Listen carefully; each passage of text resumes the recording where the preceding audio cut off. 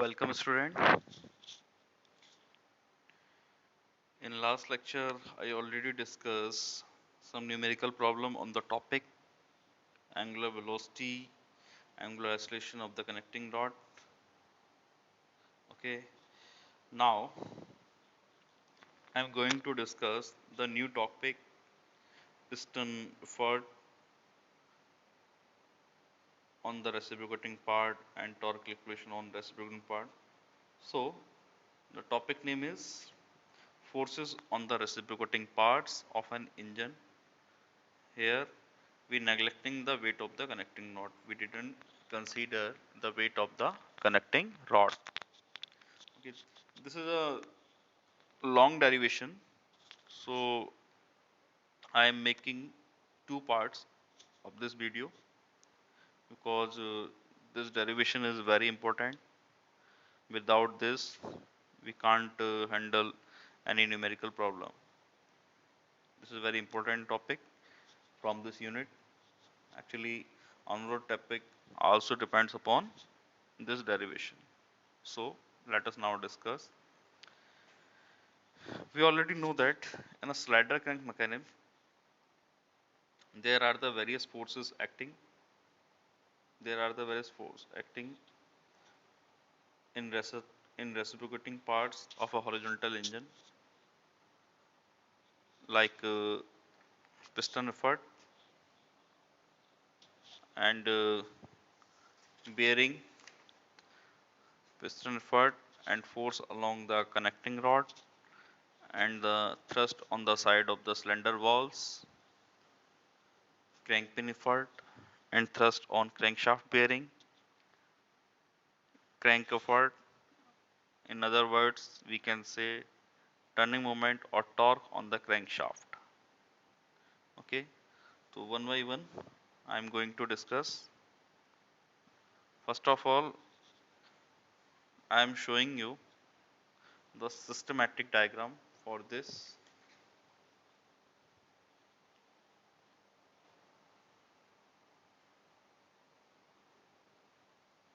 This is the systematic diagram for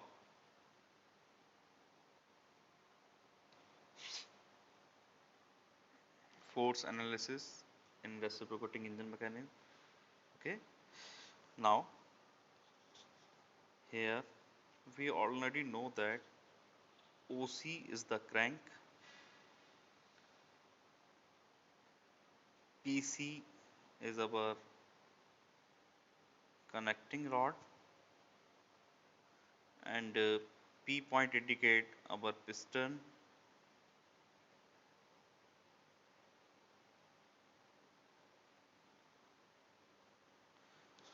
Okay, when crank rotate, then connecting rod oscillate and piston move through forward and backward direction.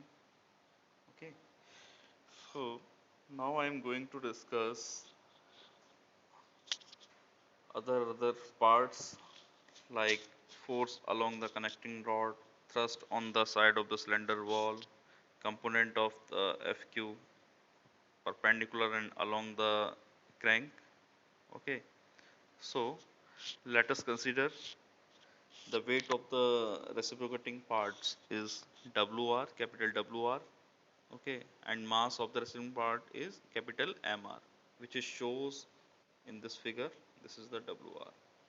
This is the normal reaction, a normal reaction force on the cylinder wall.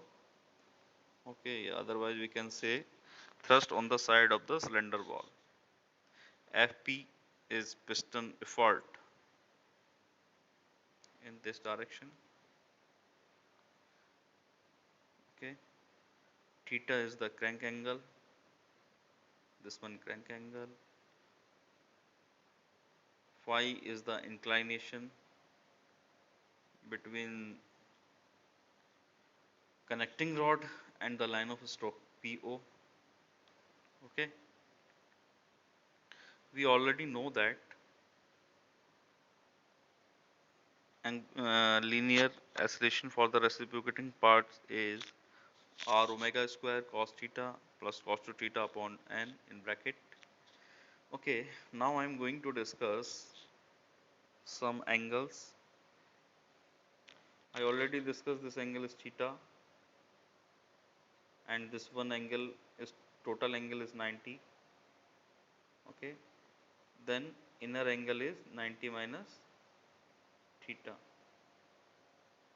Inner angle is 90 minus theta. Same in the triangle POC, this angle is 180 minus theta plus phi. Okay, so this is the straight line. Then this angle is theta plus phi, because I am going to subtract this angle 180 minus 1 in bracket 180 minus theta plus phi. Okay, so we got inside angle is theta plus phi. Okay, now forces along the connecting rod is Fq. Forces along the connecting rod is Fq. This one is Fq. And here is two component. One is perpendicular, one is along the crank. Okay, which is along the crank is Fv. That is the component of Fq. This one. And the thrust on the crankshaft bearing. Okay. Next, Ft. Ft component of Fq, perpendicular to the crank or crank pin effort. Okay. I already discussed all the angle calculations and the component of Fq. Okay. Now I am going to discuss one by one. First is piston effort. What is piston effort? It is the net force acting on the piston or cross head pin along the line of stroke, and this is denoted by Fp. This is denoted by Fp. Here P is in suffix like this, which is already shown in the given figure. We know that there is two forces are working on the P point. One is accelerating force and another is inertia force, which is acting on the reverse direction. Okay, so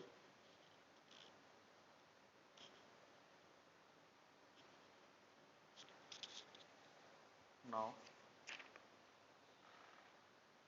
accelerating force or inertia force is equals to ma. We already know that from the Newton's second law, F equals to ma. So for the inertia force, mr into ar, where mr is the mass of the reciprocating parts and ar is the acceleration of the reciprocating part. Then we got this equation. You can understand how I can write this equation. Okay. Now we already know that in a horizontal engine the reciprocating part are accelerated from the rest during the first half of the stroke. That means when the piston moves from the inner dead center to outer dead center, IDC to ODC, and then it is retarded during the another half stroke, that is when the piston moves from the ODC to IDC. Then inertia force due to acceleration of the reciprocating part opposes the forces on the piston due to difference of pressure in the cylinder on the two sides of the piston. Okay, we can say that inertia force due to retardation of the reciprocating part helps the force on the piston. So I hope you will understand this topic.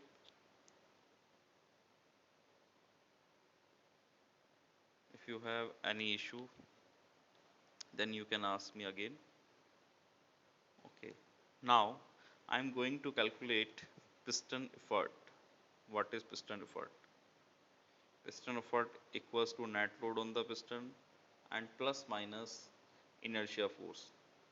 Why we taking both sign plus and minus? Because our piston is accelerated and deaccelerated. We can say accelerated and retarded. So when it is accelerated, then we take negative sign. When it is retarded, then we take positive sign. Okay, because the direction of accelerating force and retardation is same. That's why we are taking the positive sign. Okay, so Fp equals to Fl plus minus Fi. Here I can show you this one. Fp equals to Fl. Fl is net load plus minus Fi. Fi is inertia force. And if I am going to consider frictional resistance, because when we are going to move any body, then friction is also work. So if we consider friction resistance, then we take Rf. If we neglecting the frictional resistance, then we ignore this Rf. Okay, I hope you will understand. So in double acting reciprocating steam engine, net load on the piston is equals to Fl into P1 A1 P2 A2. Okay, actually we already know that what is pressure. Pressure is force upon area. Then what is the pressure force? Pressure force is for pressure into pressure into area. At inlet section, that is A1. At outlet section, it is take A2. Okay, so here we can write P1 A1 minus P2 A2. And what is A2? A2 is the area A1 minus A. Why A1 minus A? Because the cross sectional of the area of piston rod we can subtract small a. A1 pressure and cross section, P1 A1 pressure and cross sectional area on the back side of the piston, and P2 A2 pressure and cross sectional area on the crank and side of the piston. Okay, what is the area? Actually our piston is in cylindrical shape. That means the formula for area is pi by 4 into d square. So we can write net load on the piston pressure into area, P into pi by 4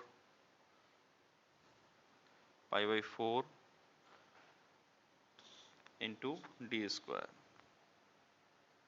This is the case for horizontal engine system. If we consider case for vertical engine, then one another force we also consider, which is weight of the reciprocating part.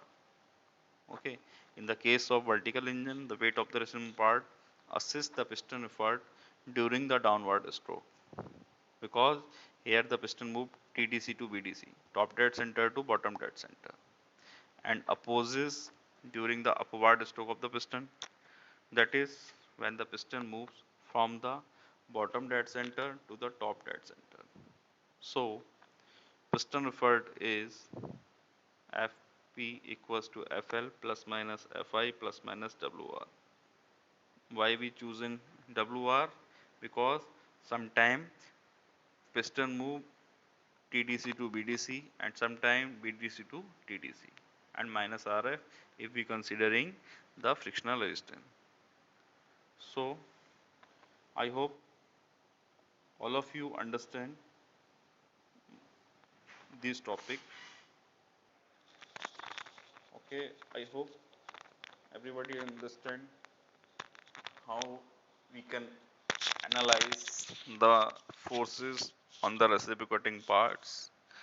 This is the first part of this video. In next lecture, I am going to discuss another part and another calculation like force al- acting along connecting rod, thrust on the side of the cylinder wall, crank pin effort and crank effort, etc. I hope you will understand by this video. Thank you so much. If you have any issue, then message me. Okay. Thank you so much.